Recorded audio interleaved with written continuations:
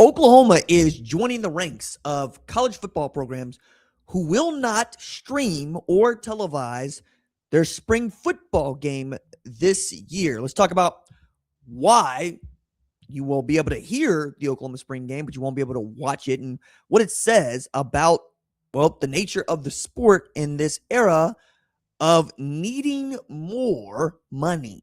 What's up, kinfolk? It's RJ Young. I am not on a step mill. If this is your first time watching Adapt and Respond, thank you for joining us here. We talk college football year round. If you're into that, hit that subscribe button, like this video, and answer the question in the comments below. How do you feel about Oklahoma and others choosing not to stream or televise their spring games in 2026?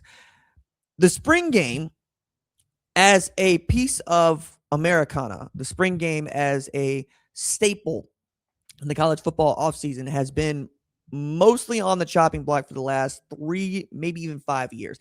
I would even take it all the way back to its utility went out the window when we started playing college football during the spring. You'll remember the spring of 2021 after COVID, the COVID year, we got to see some FCS programs play a spring football season that was entertaining, televised, and it's fine. Right? It's really how most of the world got introduced to Deion Sanders and at the time Jackson State and what they were about to start doing. They come back in the fall and they win the SWAC championship, make the Celebration Bowl. They run it back. People know Deion Sanders. People know Jackson State, and that acclaim and fame follows him to Colorado. Yes, but more people know about Jackson State now than they did because they were playing during the spring. That is the power of being able to put your game on television. But with the advent of name, image, and likeness coming also later that summer following that spring football season in the FCS, you saw more coaches that were less enthusiastic than ever about having their games on television or streamed live. Why? More access and more people able to watch your game is a great deal for your program, for your university. It is also, in the very myopic way that college football coaches sometimes think, a way for someone to scout your team and or poach your team. They might see a player they like who flashes and decide they want to make that guy an offer to enter the transfer portal or even to join their team. That mostly got put to bed earlier this year when we went from 2 portal windows to 1. Used to have a winter transfer portal window and a spring transfer portal window. Last year is the last year we're probably going to have a spring transfer portal window because it just created more problems. You had coaches that weren't sure what their rosters were going to be like, and you had players that didn't know who their teammates were going to be. And you had players that were more than willing to upset the math if a better offer came or didn't come. Nico Iamaleava famously tried to hold out at Tennessee and get a better paycheck to play quarterback there, refused to show up at the spring game. When he didn't, Tennessee said, kick rocks. It's fine. We'll go find somebody else. And they did. Found Joey Aguilar, and Nico found UCLA. Ends up being a swap of 2 starting quarterbacks, and it works well for Tennessee. Not so great for UCLA. Going into the 2026 season also, we know that we didn't like not having a spring football game at major college football programs. But we've also seen that since they went away, they've not been greatly attended. Like Nebraska spring game, prior to COVID, probably looking around 60, 70,000 people showing up for that game. Not so in 2026.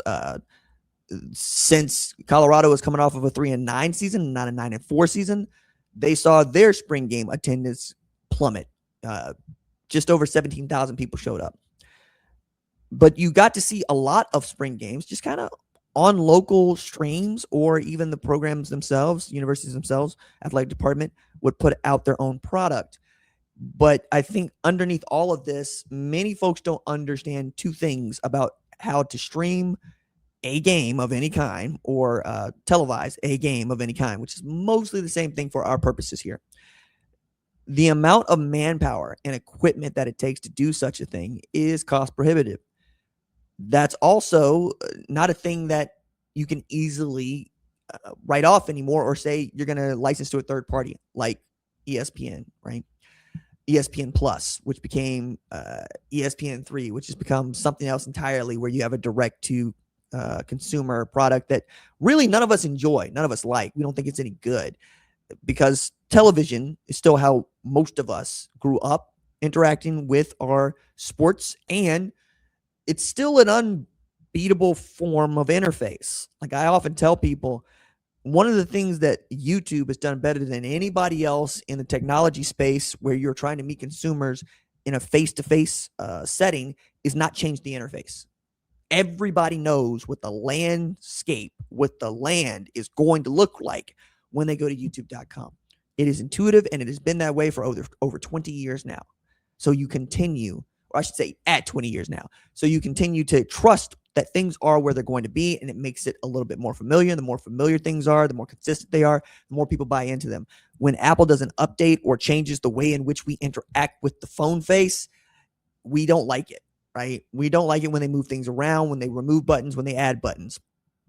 All that is to say, Oklahoma, like a lot of other programs, have done a lot of moving and shaking with their streaming and with their television products. Sometimes they get greedy and they think that they can save money and or make money by just doing it in-house. Turns out that product's not as good as you once thought because, well, many of the best in the business are already doing it at a higher level. And you probably do better to just license it to them, right? Famously, Amazon Prime's Thursday night is basically NBC Sunday Night Football in dress, right? That's the thing to do. But if you can't afford it or you don't want to spend the money, and you can't talk a broadcast distributor into partnering with you in a way that you both feel are going to make a profit, you just decide not to do it. But for programs like Oklahoma, this is difficult. It's difficult for a couple of reasons. The first one is you're taking away seats inside of Memorial Stadium, adding more expensive seats, kicking people out of, or I should say pricing people out of what had been season tickets for their families for years handed down, and continuing to ask them for money so that you can grow the name, image, and likeness third-party coffers to offset the revenue share that you already know is gone. They got to get something in return here. And the thing that they get in return, especially when you are a program like Oklahoma, and I'll mention Ohio State, Texas, even Nebraska, Alabama, Georgia, where you have an international fan base, and that is to say you have people that absolutely follow those teams from London, right? Africa, parts of Asia, but you also have many more alumni that live in those parts of the world that want to watch their team, in this case, the Sooners, play even in a red-white scrimmage, right? That's the draw, and you're taking that away from them, and you're asking them for more money to do what? To not be able to watch their team when quite literally nobody else would want to watch their team. That's the other thing that spring football brings out. It brings out, diehard fans. There's no good reason for you or I to go to a spring game. None. Except that we want to see guys throwing a ball around, running after each other in pads, playing some version of flag football meets tackle, right? But is it going to be indicative of what we're going to see in the fall? Not really. The principal players that we're going to be really scrutinizing and making plays in the fall are going to be held out. Not going to do that much. And there's always going to be an excuse for this or that. It's probably going to have some convoluted scoring, and coaches don't really like doing it. We saw that how quickly they went away from the spring game.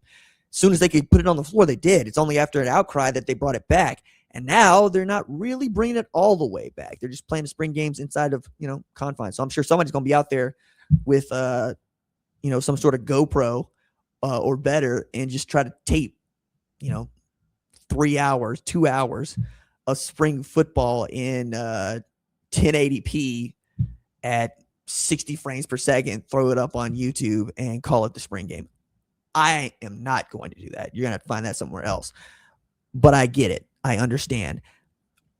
What I don't quite get to is why, if you're Oklahoma, you don't find a way to make this happen. You've got a new athletic director that probably still needs to prove himself to Sooners fans. Porter Moser still got a job. Brent Venables still got a job. The only thing that's been going great for Oklahoma since getting thumped at home in the college football playoff is Patty Gasso's softball team. You need some wins to show, especially at a place that's been starving for championships in football for the better part of 26 years.